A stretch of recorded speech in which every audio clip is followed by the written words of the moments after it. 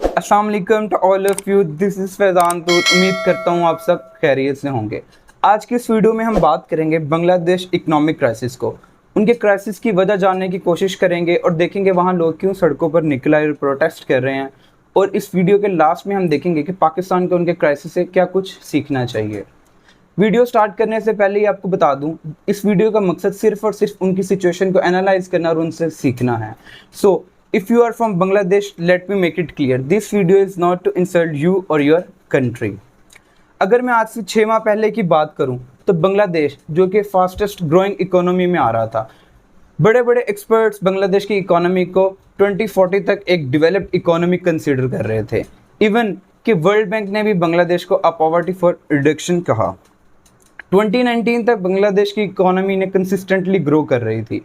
Even कि Covid जैसे pandemic के अंदर भी बांग्लादेश की इकोनॉमी ने 3.4% तक का ग्रो किया। तो आखिर मसला क्यों आया? क्यों वहाँ पे पेट्रोल प्राइसेस 50% से इंक्रीज कर गई? क्यों हर आम इंसान आने वाले वक्त से खौफजदा है? मसला शुरू होता है IMF, बांग्लादेश ने IMF से $3.4 बिलियन का बेल आउट पैकेज मांग लिया है, जबकि उनकी ऑफिशियल्स का कहना है we are just taking a precaution loan. Precaution loan backup loan को कहते हैं। अगर वाकई ही बांग्लादेश में कोई मसला नहीं था तो वहाँ लोग क्यों प्रोटेस्ट कर रहे हैं और उन्हें IMF के पास क्यों जाना पड़ गया? और मसला तो ये है, IMF का लोन एक अकेला लोन नहीं है, बल्कि ये एक पैटर्न है जो कि कंटिन्यूस रिपीट हो रहा है। 2019 के अंदर बांग्लादेश ने डिफरेंट एजेंसी से $1.7 बिलियन का पेंडेमिक लोन लिया, जबकि 2020 के अंदर बांग्लादेश ने 61 मिलियन वैक्सीन डोजेज US से इंपोर्ट की। दैट्स मीन कि उनके पास वैक्सीन तक का पे करने के लिए पैसे मौजूद नहीं थे। इवन के उस वैक्सीन प्रोग्राम को रन करने के लिए उन्होंने वर्ल्ड बैंक से $4.5 बिलियन का लोन लिया ताकि वो उस प्रोग्राम को रन कर सकें। US, वर्ल्ड बैंक और IMF कोई चैरिटी नहीं चलाते, वो अपना लोन विद इंटरेस्ट चार्ज करते हैं। यहाँ बात करता हूँ मैं स्कैम्स की, जो बांग्लादेश में स्कैम्स, डिफरेंट स्कैम्स हुए। लेकिन स्कैम से पहले मैं आपको स्टैटिस्टिक्स की इम्पोर्टेंस बताना चाहूँगा। स्टैटिस्टिक्स कोई भी डाटा या कोई भी सर्वे किसी भी कंट्री की एक कंप्लीट पिक्चर नहीं होते, बल्कि ये हमें एक एस्टिमेटेड कॉस्ट प्रोवाइड करते हैं। कुछ ऐसा ही बांग्लादेश में हुआ। 2009 के अंदर बांग्लादेश की प्राइम मिनिस्टर शेख हसीना वाजिद बनी, जिन्होंने डेवलपमेंट के कह लें काफ़ी कॉस्टली और एम्बिशियस प्रोजेक्ट स्टार्ट किए, इंफ्रास्ट्रक्चर पे काम किया। अगर मैं बात करूं तो Padma bridge, Rooppur nuclear power plant कह लें उन्होंने स्टार्ट किया, और ढाका सिटी मेट्रो रेल और काफ़ी अदर प्रोजेक्ट स्टार्ट किए। डेवलपमेंट और इंफ्रास्ट्रक्चर के प्रोजेक्ट किसी भी स्टेट के लिए एक अच्छी चीज़ होते हैं, लेकिन क्या इन प्रोजेक्ट्स को जैसे हम प्लान करते हैं कि एग्जीक्यूशन भी वैसे ही होता है? सबसे बड़ी बात है स्टैटिस्टिक्स, जिसका मैं आपको बता रहा हूँ। अगर मैं बात करूँ पद्मा ब्रिज की, तो $1.6 बिलियन कह लें कि इसकी एस्टिमेटेड कॉस्ट थी, जो कि किस सर्वे के थ्रू प्लान की गई। जब इसके एग्जीक्यूशन के टाइम इसकी कॉस्ट $3.6 बिलियन से इंक्रीज कर गई। कितनी कॉस्ट इंक्रीज कर गई? इसका मतलब है कि इस प्रोजेक्ट को सही तरीके से प्लान ही नहीं किया गया था। अब मैं आपसे बात कर रहा था स्कैम्स की। स्कैम्स जो कह लें कि 100 करोड़ से लेके 1000 करोड़ तक रिकॉर्ड किए गए। लोग बैंक से लोन लेके दौड़ गए।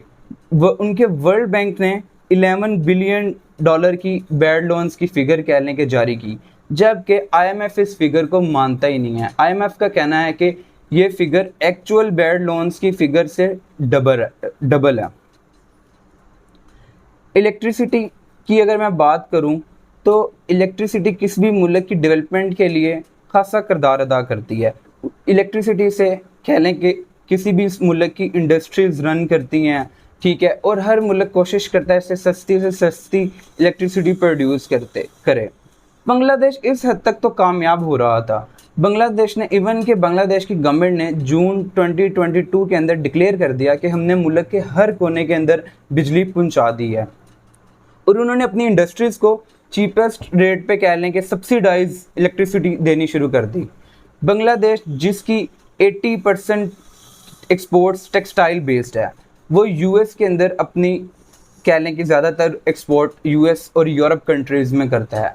लेकिन मसला यहाँ क्रिएट होता है Russia Ukraine war. Russia Ukraine war कह लें कि उससे पूरी दुनिया ही अफेक्ट हुई है। यहाँ पे मैं आपको एक पॉइंट बता दूं कि वॉर से आज के टाइम में जब से दुनिया ग्लोबलाइज्ड हो गई है, वॉर किसी भी कोने में हो रही हो उसका इफेक्ट ग्लोबली होता है। आपने देखा होगा साउथ एशियन कंट्रीज़, हम जैसे कंट्रीज़ पे बहुत ज़्यादा इफेक्ट आया है इसका। हमारी रोज़मर्रा ज़िंदगी में बेसिक नेसेसिटीज़ बहुत ज़्यादा महंगी हो गई हैं, ठीक है। हमारी पेट्रोल कह लें कि फ्यूल प्राइसेस सिर्फ कह लें कि उस वॉर की वजह से ही ये सारी इंक्रीज़ करती जा रही हैं। तो हम बात कर रहे थे बांग्लादेश क्राइसिस की। बांग्लादेश जो कि इलेक्ट्रिसिटी अपनी 63% नेचुरल गैस से प्रोड्यूस करता है। नेचुरल गैस वो रशिया से इंपोर्ट करते थे, यहाँ उनकी कह लें कि इंपोर्ट में इशू आ गया, जिसकी वजह से उनकी इलेक्ट्रिसिटी प्रोडक्शन में इशू आया। दैट्स वाई वो कह लें कि अपनी जो उनकी एक्सपोर्ट्स थी वो टाइम पे नहीं कर सके, और जो उनकी इंडस्ट्रीज थी वो उनके यूनिट्स बंद हो गए। सिर्फ इलेक्ट्रिसिटी कह लें कि वहाँ पे इतनी कॉस्ट हाई चली गई जिसकी वजह से कॉस्ट ऑफ सेल बढ़ गई, और वो अपनी जो कह लें कि बेसिक वहाँ पे उनकी प्रोडक्शन थी वो कर ना सके। और वैसे भी यूएस के अंदर रिसेशन चल रहा था। रिसेशन कोविड के बाद कह लें कि वो अपना एक्स्ट्रा एक्सपेंडिचर वो कम कर रहे थे, स्पेशली क्लोथिंग पे अपना कम स्पेंड कर रहे थे। तो उनकी तो कह लें एक्सपोर्ट ज़्यादातर होती ही यूएस और यूरोप कंट्रीज़ में थी, जो कि सबसे बड़ी वजह बनी इनके क्राइसिस की।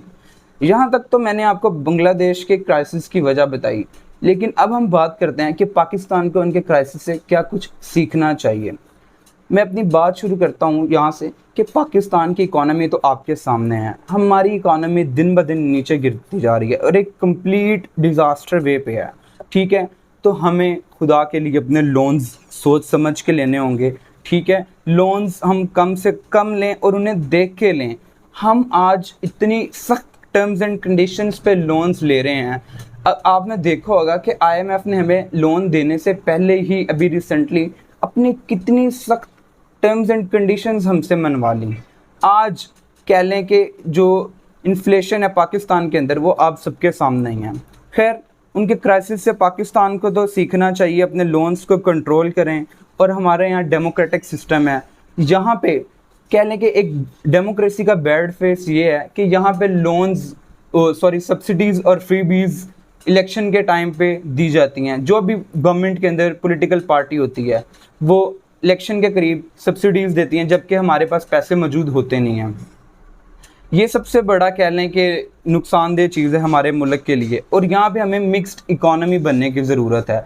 अपनी इकॉनमी को मिक्स्ड करें, हम टोटली किसी एक कंट्री पे रिलाई ना कर रहे हों, ठीक है, ताकि ऐसा ना हो कि वहाँ पे वॉर स्टार्ट हो और उसका इफेक्ट हम पर आ जाए। अगर हम अपने आसपास कोई चीज़ें देखें तो ज़्यादातर चीज़ें हम चाइना से कह लें कि हमारे घर की हर चीज़ तकरीबन चाइना से हम ले रहे हैं।